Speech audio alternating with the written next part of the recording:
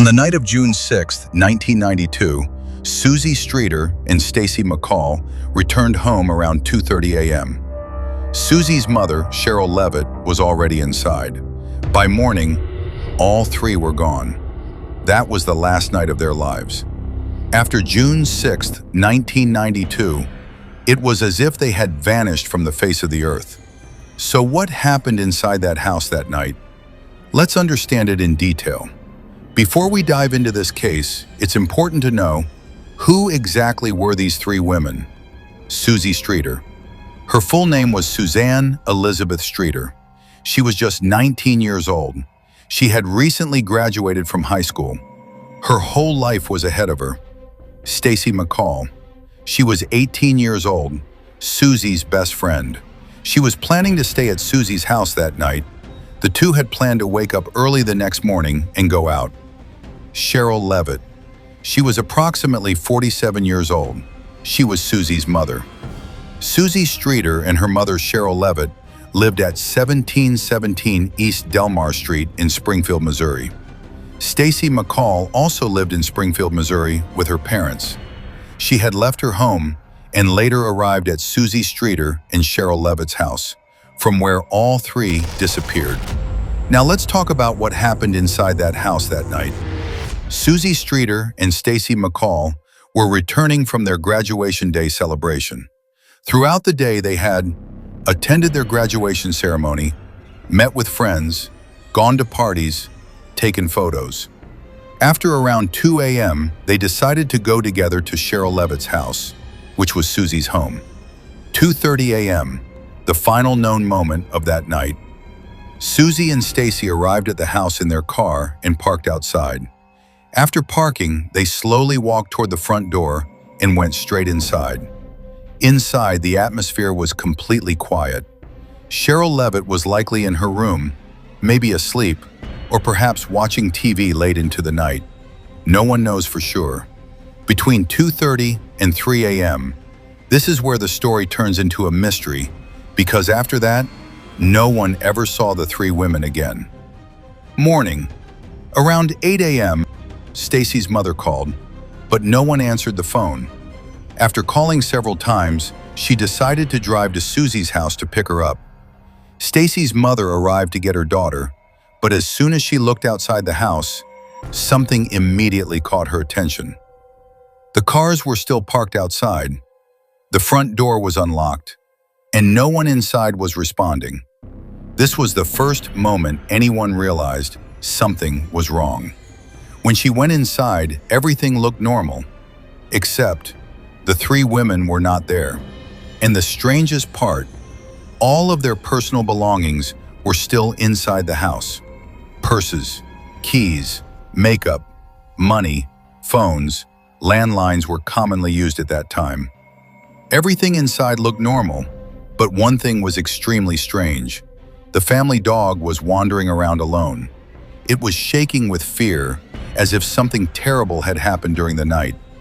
Stacy's mother searched the entire house. She checked the bedrooms, looked in the bathroom, and searched the living room. But there was no sign of the three women. All of their belongings were still inside, making it clear they had not planned to leave for long. If they had, they would have at least taken their purses or keys. Another strange detail, a broken porch light globe. When Stacy's mother stepped outside, she noticed a shattered glass light globe on the porch. This small detail raised a big question. Had someone come to the house that night?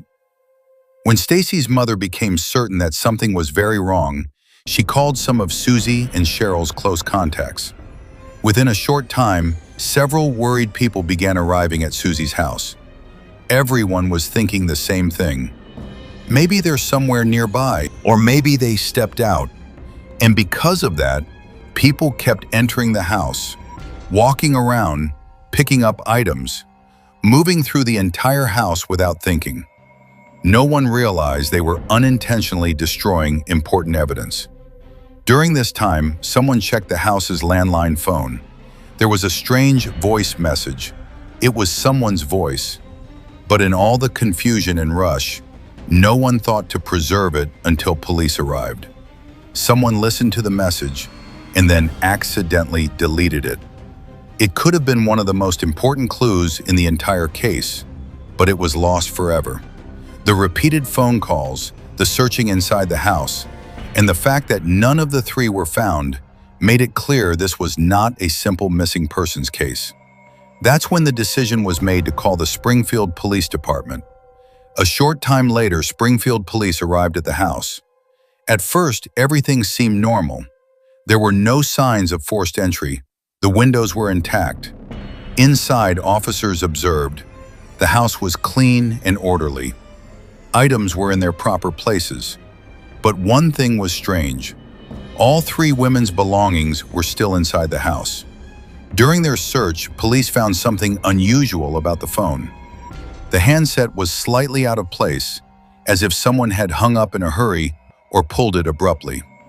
The answering machine had received a strange message, but someone in the house had accidentally deleted it. As police examined the home more carefully, they found several small details suggesting the three women had disappeared suddenly and possibly under pressure. What was seen outside the house that night? Who was the mysterious man?